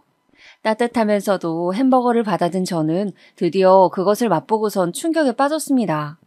왜냐하면 제가 상상했던 것보다 너무 맛이 있었기 때문이에요. 그 맛있는 햄버거를 먹으면서 저도 모르게 속으로 생각했어요. 동생도 이걸 맛보았으면 좋겠고 부모님도 햄버거를 분명 좋아하실 거다 이런 생각들이요. 남들의 기준에서는 너무 사소할 저의 바람이었지만 저희 집 수준에서는 걱정 없이 햄버거를 사 먹을 수 있게 된다는 건 너무나 큰 목표였습니다. 저는 결심하게 되었죠. 그렇다면 공부를 해서 어떻게든 성공하는 방향으로 가보겠다고요. 동생은 저보다 야물딱진 애였지만 공부머리는 없어 보였어요. 그에 비하자면 제가 더 낫더라고요. 동생한테 공부하라고 크게 강요할 것 없이 바로 저부터 공부를 해서 미래가 달라지는지 시험해보기로 했습니다. 금전적인 지원은 당연히 없었고 제가 자력으로 알아서 공부를 해나가야 했어요. 저는 친구들과 노는 횟수를 점차 줄여나갔습니다. 이것은 비단 공부에 대한 열의를 태웠기 때문이 아니라 제가 점차 친구들과 저희 집 형편이 너무나도 다르다는 것을 체감하게 되면서 내적으로 거리를 두게 되었기 때문이었어요. 어떻게 보면 가난한 제 쪽의 자격지심이었을지도 모르겠어요. 절대로 친구들을 저희 집에 초대하지 않는 것은 물론이고 집 근처에서 만나는 일도 없어졌죠. 그러던 중에 이사까지 가게 되었습니다. 제법 멀리 떨어진 동네로 갑자기 이사를 가게 되어서 저랑 동생은 전학을 해야만 했어요.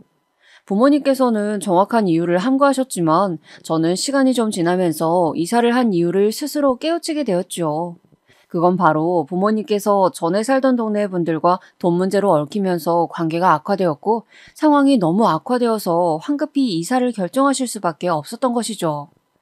나중에 동생한테 물어보니까 역시나 저랑 같은 추측을 하고 있었더라고요. 새로 이사간 동네의 집은 전에 살던 집과 마찬가지로 좁고 낡았으며 새를 들어 사는 곳이었습니다. 그 초라한 새 보금자리에서 저는 조용히 공부만 하였습니다. 이상하게 그 집은 고요하다 못한 적막이 맴도는 곳이었고 설명하기 어려운 우울이 공중에 둥둥 떠다니는 곳이었어요. 공부하는 저를 보면서 동생은 고등학교를 실업계로 가서 빨리 취업하고 돈이나 벌 거라고 그랬어요. 다른 길을 가는 두 사람 중 한 명이라도 성공하면 좋겠다면서 말입니다. 당시에는 몰랐는데 아마 부모님께서는 우울증을 앓고 계셨던 것 같습니다. 벗어나기 힘든 가난이란 처지와 자식들에게 좋은 것 하나 지원해 줄 수 없는 형편에 늘 죄책감을 안고 힘들어하셨던 것 같아요. 아버지께서 소주 한 병 까시고는 공허한 눈빛으로 계시는 모습을 볼 때면 저랑 동생은 두려움을 느꼈습니다.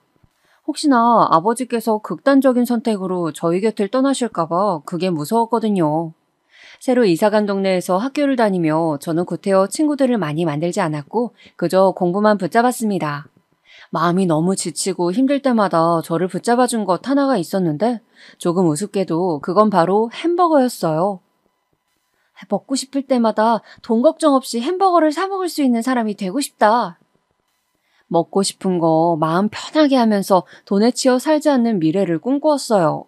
이대로라면 저희 집은 지난 세월 동안 그랬던 것처럼 앞으로도 쭉 지독하게 가난하고 구질구질할 것이라는 걸 머리가 크고 나니까 저는 정확하게 인지한 뒤였거든요.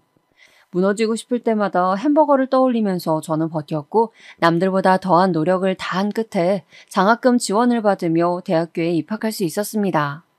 대학 생활을 하면서 제 생활비를 벌기 위해서 미친 듯이 아르바이트와 공부를 병행했었고요. 동생은 대학에 가지 않고 성인이 되자마자 바로 취업부터 했습니다. 근무 수명이 짧은 생산직인 대신에 초봉이 높은 곳이었어요. 동생이 그곳에서 죽기 살기로 젊은 체력을 다 바쳐서 번 돈으로 저는 나머지 대학 생활을 마칠 수 있었고 만성적인 허리 통증을 비롯해 관절이 아파서 일상이 점차 힘들어지신 엄마도 일을 거의 그만두시게 되면서 동생의 돈으로 사실상 가족들이 연명을 하였습니다. 대학교에 들어가면 모두가 꿈꾸는 핑크빛 로맨스나 즐거운 술집 나들이 클럽 같은 유흥 쪽으로는 전 쳐다도 안 봤었네요. 쳐다볼 여력조차 없었으니까요. 장학금을 놓치며 끝장이란 생각으로 두통과 안구 건조증에 시달려가며 미친 사람처럼 매일 대학교 열람실에서 공부를 했고 남는 시간에는 짧은 아르바이트를 했던 것. 이게 제 대학 생활의 전부였어요. 그래서인지 대학 생활 동안 만든 친구는 단 한 명뿐이었죠. 대신에 이 친구를 비롯하여 제가 어렸을 적 친하게 지냈던 동네 친구들은 아직도 저의 진짜 백이 인맥으로 남았습니다. 제가 번듯한 기업에 입사 합격을 이뤄냈을 때 저희 네 식구가 머리 맞대고 오열했었는데요. 제 친구들도 저희 가족만큼이나 크게 기뻐해 주었고 다들 눈물을 흘렸었어요. 비록 많은 숫자는 아니지만 적은 몇 명이라도 진정한 저의 편이 있다는 게 소중하다는 것을 그때 체감했었네요. 이제 내가 어엿한 정규직으로 돈을 버니까 너는 좀 쉬어. 한동안 쉬다가 지금보다 수월한 직장으로 들어가. 너 지금까지 너무 힘들게 일해왔잖아. 이제는 내가 하면 돼.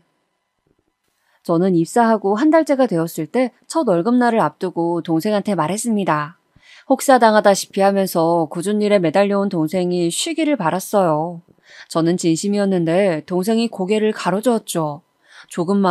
앞으로 조금만 더 하면 가난의 굴레를 완전히 벗어버릴 수 있을 것 같아서 그 미련과 욕심 때문에 도저히 일을 쉬거나 그만둘 수가 없대요. 저는 동생의 심정이 무엇인지 10분 이해할 수 있었습니다. 그래서 더 동생을 설득하지 못하였고 저나 동생이나 돈을 버는 족족 쓰지도 않고 모아갔어요. 가난에 한이 맺혀본 사람들만이 이런 행동을 공감할 수 있을 거예요. 그때로부터 3년이 지났을 때 저랑 동생은 부모님 앞으로 작은 집을 마련해드렸습니다. 신축도 아니었고 고급 브랜드 아파트도 아니었지만 깨끗하고 안전한 보금자리였어요. 입주하던 날에 엄마가 계속 흐느끼셨는데 그 모습이 왜 그렇게 작고 연약해 보였는지 모르겠습니다. 어렸을 적에 바라봤던 엄마는 지독한 가난 속에서도 늘 꿋꿋하고 강인하셨던 분이셨거든요. 그런데 어느새 세월이 많이 흘러서 너무나도 작아지셨고 힘들게 사느라 몸 이곳저곳 안 아프신 데가 없는 것에 너무 마음이 아팠습니다. 이삿짐 푸는 작업하면서 새참으로 햄버거를 배달시켜 먹었는데 정말 감개무량하였어요. 만약 내가 이 햄버거를 갈망하지 않았다면 지금쯤 어떻게 되었을까?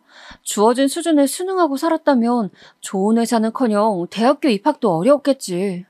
사람 일이 마음가짐에 달렸다는 게 정말 신기하고 대단한 것 같다.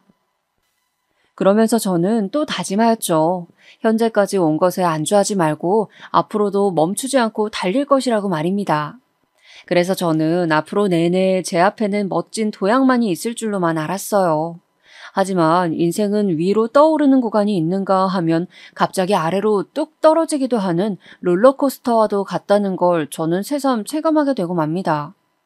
제가 슬프게도 아래로 뚝 떨어지는 경험을 하기 전까지 저는 열심히 재직 생활을 하면서 연애도 하고 있었어요. 함께 있으면 위로가 되고 미래의 이야기를 하게 되는 남자가 있어서 이 사람과는 어느덧 결혼을 꿈꾸게 되었더랍니다. 한때는 내가 과연 결혼할 수가 있을까? 나 같은 수준의 남자를 만나면 같이 지옥인데 두 사람만 지옥이면 다행인데 자식을 낳으면 그 자식은 태어나 보니 지독한 가난 속 그럼 그 자식은 태어나고 싶었을까? 이런 생각에 사로잡혀서 저와 결혼은 전혀 가까울 수 없는 사건이라고 생각을 했었건만 그랬던 제가 세월이 흘러서 연애도 하고 결혼까지 하게 되니까 너무 신기하더라고요. 제가 결혼하기 직전에 일이 하나 있었는데 그건 바로 성인이 되자마자 고된 일을 시작해서 계속해온 탓에 건강 이상을 겪은 동생이 드디어 일을 그만두고 그로부터 얼마 되지 않아서 결혼을 한 대사건이었습니다. 결혼식은 나중에 차차 올리겠다면서 먼저 혼인신고부터 마쳤더라고요. 저는 물론이고 부모님께서도 깜짝 놀라서 뒤집어지셨습니다. 아니 세상에 어떻게 이런 일이 있을 수가 있는지 저는 제가 저의 동생을 잘 알고 있다고 생각하면서 살아왔는데 꼭 그렇지도 않았다는 걸 그때 처음 느꼈었네요. 혼인신고하고 일단 같이 살림 합쳐서 살 거라고 하길래 당연히 제가 웬만한 것들을 다 지원해줬지요. 동생을 위해서라면 아깝지 않다고 여겼어요. 갑작스러운 동생의 결혼 때문에 제가 수중의 돈을 왕창 써버리고 나서야 조금은 아차 싶었던 게 저 역시도 당시에 남편하고 결혼 얘기를 진행하고 있었기 때문입니다. 그런데 제가 남편하고 이런저런 조율을 끝내기도 전에 동생한테 앞뒤 재지도 않고 돈을 팍팍 써버렸던 거였죠. 제가 남편한테 이실직고를 했었는데 그런 저를 남편은 선뜻 이해해 주었어요. 가난에 한이 맺혀서 자란 저희 집 사정을 남편은 들어서 대강 알고 있었기 때문에 포용을 해주더라고요. 그래서 저는 이 남자라면 정말 믿고 내 남은 인생을 걸 수 있겠다는 생각이 들어서 결혼을 확 서둘러 버렸습니다. 원래 같았으면 좋기 6개월 뒤에야 했을 결혼을 빨리 앞당겨 버린 것이었죠. 결혼한 뒤로 제가 몇 달 지나지 않아서 일을 그만두게 되었어요. 그 아까운 직장을 가벼운 마음으로 그만둔 것은 절대 아니었고 다름이 아니라 제가 첫 임신을 했었는데 자잘한 몇 가지 사건을 겪으면서 스트레스가 심했던 탓인지 유산이 됐었거든요. 그리고 나서 다시 임신이 되었는데 제가 직장 다니는 게 너무나도 불안하다면서 남편이 퇴사를 종용하였습니다. 그래서 저는 남편의 뜻에 따라서 결국 직장을 나올 수밖에 없었어요. 애지중지 태교를 하면서 뱃속의 생명을 세상에 탄생시켰고요. 그런데 참 이때부터 하늘도 무심하다는 소리가 계속 나왔던 게 제가 출산 후에 많이 아팠어요. 사경을 헤매기도 했었을 정도로 심각하였습니다. 정말 간신히 기적적으로 건강을 회복한 이후로는 기가 막히게도 저희 아이가 아팠어요. 하루 24시간을 꼬박 아이한테 매달려 있어야만 했고요. 남편은 사업에 뛰어들고 중요한 때를 보내고 있었기에 제가 독박 육아로 아이를 돌보며 집안일을 했습니다. 어디를 함부로 나가볼 수도 없었어요. 이렇듯 끊임없이 몰아치는 시련 속에서 말도 못하게 힘들었던 시기였었네요. 한 2년을 그렇게 나 죽었다 생각하고 참으면서 살다 보니까 점차 숨통이 트이는 시기가 찾아왔습니다. 그러면서 내심 씁쓸하기도 하였어요. 밖에 나가서 한 달 50만 원씩이라도 벌어오고 싶었어요. 사람들 사이에 섞여서 일을 하고 싶었던 게 본심이었지만 상황이 따라주지 않았죠. 그런데 아이가 초등학교에 들어가면서 남편의 사업이 위기를 맞게 됩니다. 이제는 상황상 제가 푼돈이나마 벌어와야 하게 되었던 거예요. 시댁이 워낙 멀기 때문에 저는 친정부모님께 먼저 연락을 드렸습니다. 부모님의 건강이 좋지 않아서 아이를 맡겨두는 건 그동안 상상조차 못 해봤었건만 제가 드디어 그런 부탁을 드려보게 된 거예요. 엄마께서 저희 집으로 출퇴근을 하듯이 와주셔서 아이를 봐주신다면 가장 좋겠다는 생각이 들었고 그대로 말씀을 드렸는데 저는 이때 충격적인 사실을 접하고 맙니다. 한참 머뭇거리시던 엄마께서 저한테 이런 소리를 하시는 거예요. 네 아버지 상태가 예전 같지 않아. 너는 가끔 와서 짧게 보고 가니까 잘 몰랐겠지만 특히 최근 들어서는 더더욱 예전 같지 않다는 게 느껴지네. 아니 엄마, 그게 무슨 말씀이세요? 엄마가 아버지 옆에 꼭 붙어 있으셔야 한다는 이유가 그거예요? 암만 해도 제 눈에는 아버지 거동이 불편해 보이진 않았는데. 그런 것이 아니라 네 아버지 말이다. 아무래도 치매가 시작된 것만 같아. 네? 엄마, 치매라뇨? 아버지 연세에 벌써 치매라뇨? 그건 말도 안 되잖아요. 너무 가혹하잖아요. 이럴 수는 없는 거잖아요. 어떻게 치매가 올 수 있어요? 저는 상황을 부정하고 싶은 마음에 절대 아닐 거라고 그런 말씀을 드려봤지만 그건 엄마의 마음을 더 아프게 만드는 쓸데없는 짓이었습니다. 이미 엄마는 아버지의 상태를 실시간으로 눈치채고 계셨으니까요. 자식들에게 또 짐을 지우게 되는 슬픈 소식을 빨리 알리고 싶지 않으셔서 함구하고 계셨대요. 너무 힘들게 살아오셨던 전적 탓에 치매 증세를 겪게 되신 것 같아서 저는 자식으로서 아버지께 죄송한 마음이 들었습니다. 동생 쪽도 어쩌다 보니 사정이 좀 안 좋게 되어서 그쪽에 부탁을 할 수는 없었고 결국 저희 아이는 학원과 동네 이웃집을 병행하면서 돌봄을 받기로 하였습니다. 저는 일을 나가기 시작하였고요. 사무직 아르바이트와 시식 판촉 아르바이트를 하면서 평일과 주말을 가리지 않고 일을 하며 시간을 보냈습니다. 그렇게라도 사회생활을 하니까 심신은 고단한데 왠지 모를 충족감은 들더군요. 돈이 벌리는 것에는 즐거움을 느꼈어요. 제가 본격적으로 밖에서 돈을 벌며 지내고 있다고 하니까 친구들은 하나같이 저한테 정식 일자리를 구하는 게 낫다는 의견들을 주었습니다. 비록 경력이 단절된 지는 오래되었지만 이만하면 아주 늦은 것도 아니고 한 살이라도 더 어릴 때 입사를 해두라는 것이었어요. 듣고 보니까 솔직하더군요. 그래서 남편과 상의를 거친 끝에 저는 정식 직장을 알아보기로 하였습니다. 지원할 회사 목록을 정리해서 이력서를 쓰는 동안 코피도 한번 터뜨렸어요. 너무 집중을 해서 그랬었나 봅니다. 그만큼 간절하게 욕심나는 회사들이었거든요. 무조건 되기만 한다면 대박인 곳들이었기에 제가 합격한 확률은 현저히 낮기도 하였습니다. 그런데 입사 지원을 넣은 곳들 중 딱 한 곳에서 서류 합격 연락을 받았어요. 그래서 면접을 따로 보러 가게 되었죠. 바로 이 면접 당일에 저는 황당한 일을 겪고 맙니다. 자차를 끌고 면접 장소인 지원회사를 가는 길이었는데 제가 우회전을 하려고 기다리는 중이었어요. 도로에 차가 꽉 차서 직진 차량이 앞에서 안 빠지는 바람에 우회전을 하려는 차들도 신호에 따라서 가만히 대기 중인 상황이었습니다. 시간이 여유롭게 남아서 걱정은 없다는 생각을 제가 하고 있던 그 찰나에 갑자기 똑똑 하면서 오른쪽 뒷좌석 창문을 누가 두드리는 거예요. 깜짝 놀라서 돌아본 제가 우선은 그쪽 창문을 내렸습니다. 왜냐하면 제 차의 창문을 두드린 사람은 잘 차려입으신 할아버지이셨거든요. 순간적으로 길을 물어보시려나 보다 싶어서 창문을 내린 거였는데 다음 순간 할아버지께서 내뱉으신 질문에 저는 제 귀를 의심하였습니다. 장부동 쪽으로 갑니까? 네? 일단 그쪽 방향으로 가기는 하는데요. 어르신 뭐 때문에 그러세요? 제가 얼떨결에 대답을 하자마자 할아버지께서는 차문을 열고 냉큼 올라타셨습니다. 저는 완전히 이 어이가 없는 상황에 압도당해서 할 말을 잃어버렸죠. 기사님, 일단 장부동 백면 사거리 쪽으로 가주이소. 할아버지께서 그렇게 말씀하신 순간 제 머릿속에서는 혹시 택시랑 순간적으로 혼동하셨나 하는 생각이 스쳤습니다. 저도 예전에 택시인 줄 알고 정차되어 있던 어떤 차량의 뒷문을 잘못 열어본 전적이 있었거든요. 아니, 아무리 그래도 내가 택시기사로 보이기에는 너무 젊은 나이 아닌가? 옷도 면접 복장인데. 저는 당황스러웠지만 신호가 바뀌어서 차가 빠지고 있었기 때문에 일단 출발할 수밖에 없었습니다. 별일을 다 겪는다는 생각으로 어느 정도 가다가 할아버지를 내려드릴 계획이었어요.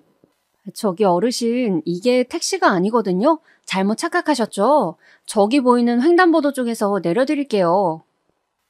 여기가 대체 어디고? 내가 언제 여기까지 와버렸는지를 모르겠네. 집사람이 많이 아픈데 당장에 빨리 집에 내가 들어가 봐야 하는데 아유, 이거 일 났네. 제 목소리가 들리지 않으시는 건지 할아버지께서는 창밖을 내다보시면서 불안한 어조로 계속 중얼거리셨습니다. 번듯하게 잘 차려입으신 정장 차림에다가 중절모까지 쓰고 계셨는데 저는 그런 멀끔한 차림새와는 전혀 어울리지 않는 한 가지가 할아버지에게 있는 것을 발견하곤 흠칫 놀랐습니다. 왜냐하면 재킷 안쪽으로 목걸이 수첩이 보였기 때문이에요. 저는 다음 신호에 걸렸을 때 뒤로 손을 뻗어서 할아버지께 그 수첩 좀 잠깐 보겠다고 하였습니다. 뭔가 직감 같은 게 있었거든요. 수첩 맨 앞장에 이름, 주소, 전화번호 2개가 적혀 있었어요. 어르신, 실례지만 혹시 어디 편찮으세요? 그걸 기사 양반이 어찌 알아요? 뇌졸중 때문에 고생했다고 내 이마짝에다가 글이 적혀 있던가요? 가만 들어보니까 할아버지께서 말씀하실 때 발음이 좀 어눌하였고 차에 탈 때부터 계속 머리가 아프신지 인상을 쓰고 계시는 게 보였어요. 저는 운전을 하면서 할아버지께서 평범한 상태가 아니라는 결론을 내리고는 고민에 잠겼습니다. 차에 올라타실 때 크게 휘청거리면서 타셨던 것도 마음에 걸렸고 혼자 중얼거리시면서 밖을 보며 하시는 말씀들도 내용이 예사롭지 않았고 치매 증상을 가지고 계신 게 분명하셨어요. 갑자기 제 친정아버지가 생각이 나면서 저도 모르게 울컥해지고 말았습니다. 나 살기도 벅차고 힘들다고, 나는 부모님 당신들에게 할 만큼 하였다고, 이런 생각으로 은근하게 아버지의 치매 문제를 외면하고 뒷전으로 밀어두었던 제 모습이 사실 비겁하다는 걸 저는 스스로가 알고 있었어요. 면접 준비를 하면서도 내내 그게 마음에 걸렸는데 때마침 너무나도 멀끔하게 차려입으신 것과는 달리 어딘가 몸도 불편해 보이시고 치매인 것 같아 보이는 할아버지를 맞닥뜨리게 되니까 속에서 걷잡을 수 없는 착잡함이 올라오는 겁니다. 이래가지고 내가 면접이나 잘 볼 수 있을까? 시간을 보니까 할아버지께서 말씀해 주신 그쪽으로 갈 경우 면접은 사실상 포기해야 될 것 같았어요. 그런데 그런 생각을 하고 있던 저의 귀에 할아버지께서 우리 아픈 집사람 지금 나만 오매불만 기다리고 있을 텐데 큰일 났네. 내가 어쩌다 먼 데까지 와버렸노? 여기가 대체 어디야? 한숨처럼 혼잣말을 하시는 소리가 들려온 겁니다. 저는 할아버지께 정확한 주소를 아시냐고 여쭤보면서 차를 틀었습니다. 면접은 깔끔하게 포기하고 대신 이 할아버지를 안전하게 댁으로 모셔다 드리는 임무를 수행하기로 하였죠. 나는 어차피 그 회사에 들어갈 운명이 아닌가 보다. 그렇게 생각하자. 저는 할아버지께서 초기에 말씀하셨던 위치에 도착한 이후로도 한참을 헤매야 했습니다.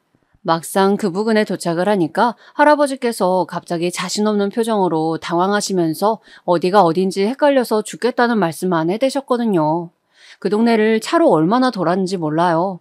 결국 파출소에 들러서 할아버지 댁이 어디인지 찾는 도움을 받았고요. 한참을 시간을 보낸 끝에야 저는 할아버지께서 댁으로 향하는 길목 입구에 내리실 수 있도록 해드렸습니다. 아이고 이걸 어째?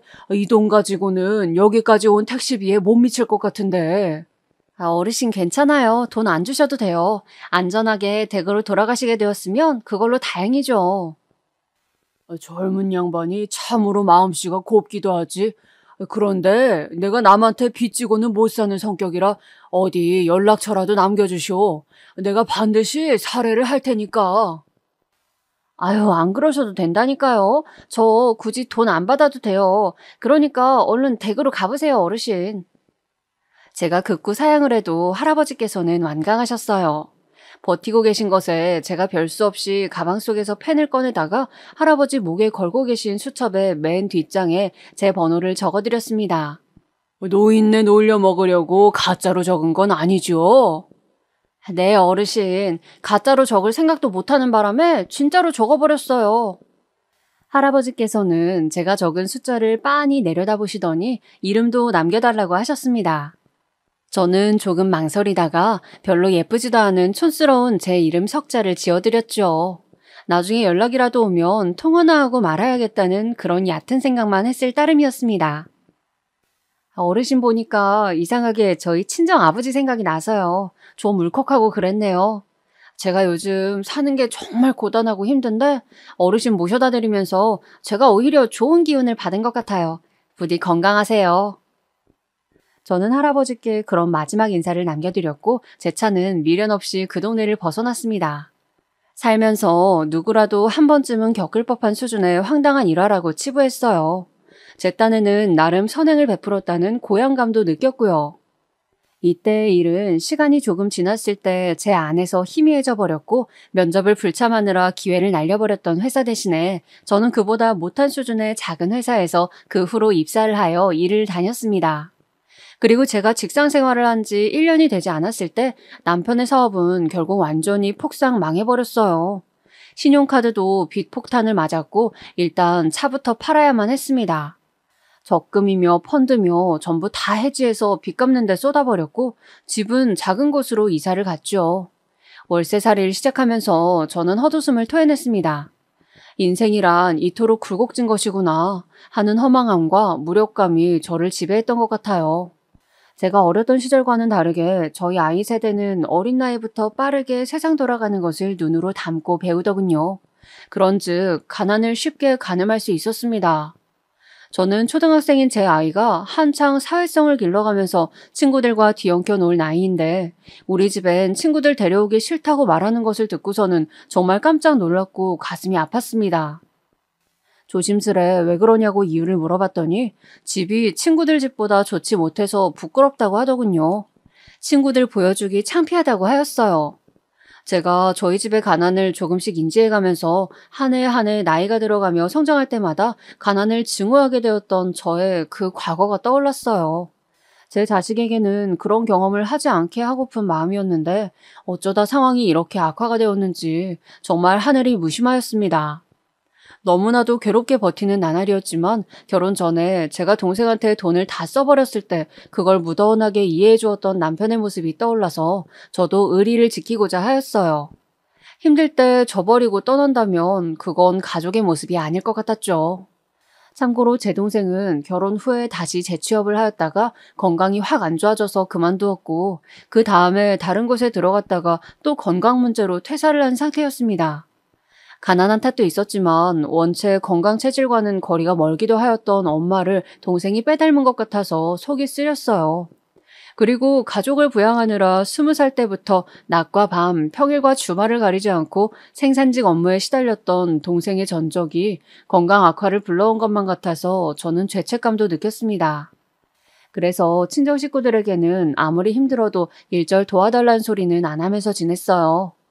시부모님께서는 남편 사업 실패로 생긴 빚을 다 갚을 수 있도록 재산 털어서 지원해 주셨고요. 저희 부부는 시부모님께 뭐 하나 제대로 해드린 것도 없었건만 정말 민망하고 죄송스러웠습니다. 돈이 없으니까 무조건 절약정신으로 살았죠. 옷이랑 신발 사는 것도 무조건 아이 것만 구입했고 저나 남편은 외투 한 벌을 허투루 못 샀습니다. 금전적인 여유가 없는 채로 사는 것, 저는 그것을 처절하게 경험해봤던 사람이었기 때문에 그나마 견뎌나갈 수 있었던 것 같아요. 실제로 남편이 저한테 했던 말이 제가 아니었으면 자기는 도저히 상황을 견딜 수가 없어서 술독에 빠져 살거나 한강물에 뛰어들었거나 둘 중 하나였을 거라고 했어요. 그러던 어느 날 저는 난데없이 걸려온 전화 한 통을 받게 됩니다. 모르는 번호여서 처음에는 안 받았어요. 그런데 전화가 또 걸려오길래 받아봤죠. 이때부터 제 인생의 롤러코스터가 무지막지한 상승 구간에 오르고 있었음을 저는 예상하지 못했었습니다. 웬 남자 목소리가 들려오더군요. 혹시 김수남 씨 맞으신가요? 네? 제가 김수남이 맞긴 한데 누구세요? 예전에 저희 아버지를 모셔다 주신 것으로 압니다. 한 5년은 된 이야기인데 혹시 차에 탄 노인분을 댁으로 모셔다 주신 적 없으신가요? 잊고 있었던 황당한 일화가 단번에 떠올랐습니다. 그게 벌써 5년이나 된 이야기라는 것에 저는 깜짝 놀라면서 그런 적이 있었노라고 대답해 주었어요. 저에게 전화를 주신 그 남자분은 예전에 제 차를 택시로 오인하셨던 할아버님의 아드님이셨습니다. 저는 놀랍고도 반가운 마음에 어째서 5년이나 흘러 저에게 이런 전화를 주시게 된 것인지 그 이유를 들어보았어요. 할아버지께서는 3년 전부터 극심해진 치매와 체력 저하 등으로 시설에 입소해 지내고 계시는 중이라 하였습니다. 상태가 너무 나빠져서 가족들도 슬슬 마음의 준비를 하기 시작한 지 몇 주가 되었는데 바로 얼마 전부터 그 할아버지께서 정신이 또렷해지는 횟수가 잦아졌고 자식들 앞에서 옛날에 있었던 이야기를 줄줄 꺼내놓기도 하셨대요. 시설의 담당 직원은 임종이 다가오시면서 이런 증상을 보이실 수 있다고 하였고 그래서 가족들은 더욱 참담한 마음으로 할아버지를 찾아뵙고 있었다고 합니다. 그런데 바로 엊그제 일이었는데요. 저희 아버지께서 김수남 씨 이야기를 꺼내신 겁니다. 그날 이후로 내내 김수남 씨가 마음에 걸렸고 반드시 후하게 살해를 해야 한다는 생각을 하셨는데 치매 때문에 정신이 계속 오락가락 하시다 보니까 이날 이때까지 그게 미뤄졌다고 하시면서 저희한테 예전에 목에 꼭 걸고 다니셨던 수첩을 찾아보라고 하시더라고요. 할아버지께서는 당신의 은인에게 은혜를 갚고 떠나야 하늘에서 떳떳하게 집사람을 만날 수 있다며 자식들에게 강조하셨다고 합니다. 알고 보니까 할아버지의 아내분께서는 이미 10년도 더 전에 세상을 떠나셨대요. 분명히 제 차에 올라탔을 때 할아버지께서는 댁에서 아내분이 기다리고 계신다고 하셨었는데 치매 때문에 슬픈 혼동을 하셨던 겁니다.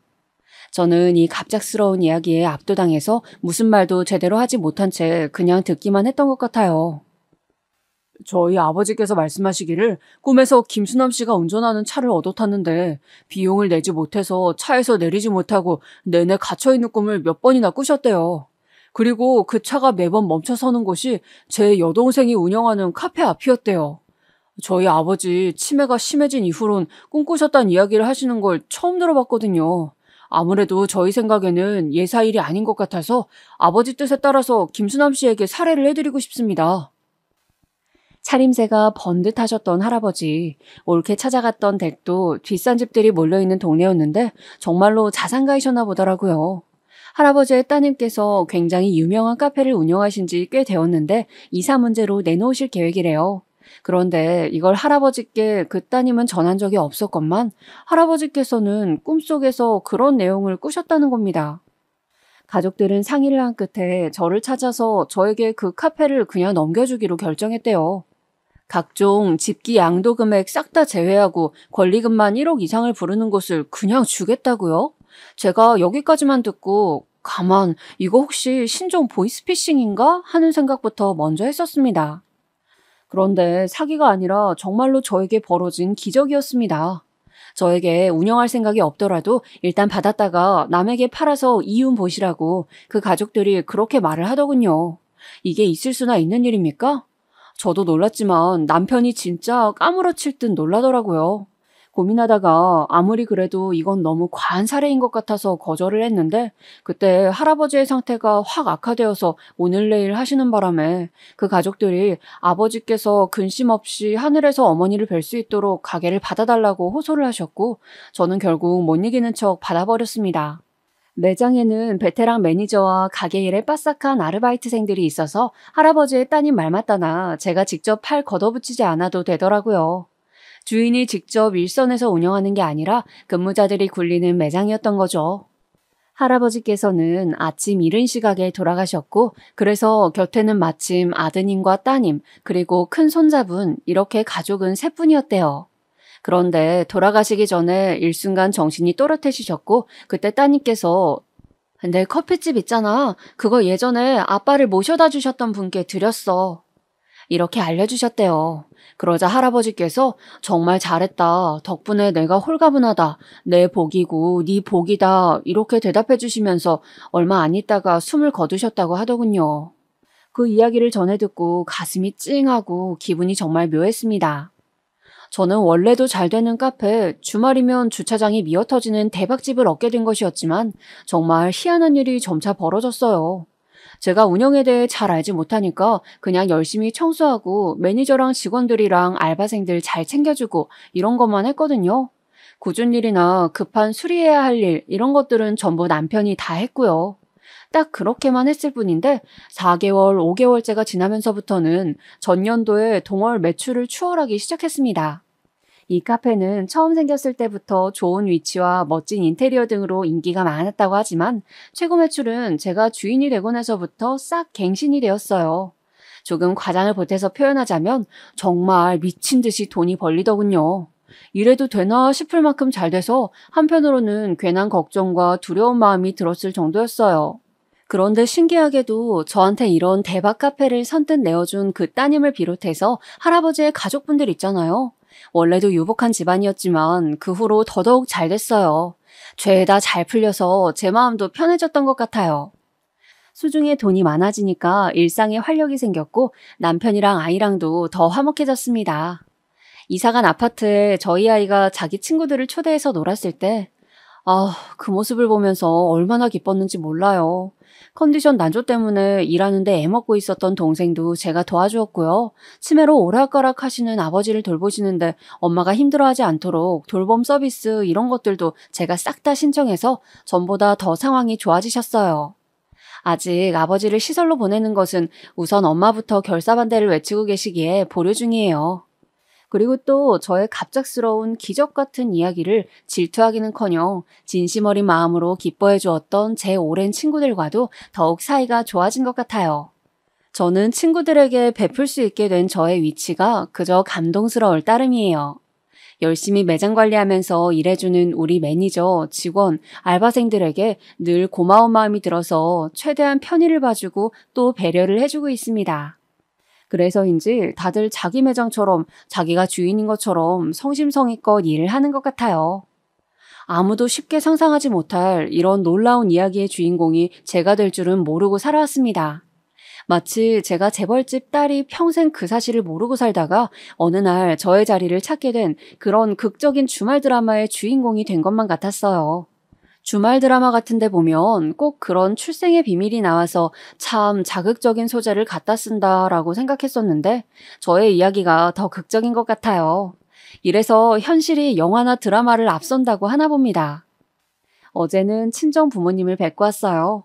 그런데 아버지께서 저를 알아보시는 둥 마는 둥 하시더군요. 아버지의 얼굴의 패인 주름에는 저희 가족의 역사가 담겨 있었어요. 가난에 슬퍼하고 치를 떨었던 옛 순간들도 그 안에 남아 있었고요. 그래서 저는 아버지를 바라보면서 너무나도 서글펐습니다. 다시는 돌아오지 않을 그 힘들었던 과거 속에 아버지께서 갇혀 계신 것만 같았기 때문입니다. 당신의 맏딸은 그 과거에서 영영 벗어나 이제 기적과도 같은 일상을 영위하고 있건만 어째서 아버지께서는 이토록 좋은 순간에 치매라는 악마 때문에 기억이 과거에 머물러 계신 것인지 사람의 인생이란 화려하고도 허무한 것이라는 생각이 들었네요. 어쨌거나 삶은 곧장 앞으로 나아가는 것, 그렇기에 저는 슬펐던 어제를 뒤로하기 위해 오늘 이렇게 사연이란 결과물을 만들어냈습니다. 내일은 더 행복하고 알차게 살아야죠. 제가 제 차에 갑자기 올라타신 어느 할아버지께서 저에게 기적을 선사해 주실 주인공이라는 것을 감히 상상도 하지 못했던 것처럼 인생은 예측 불허의 롤러코스터니까 말입니다.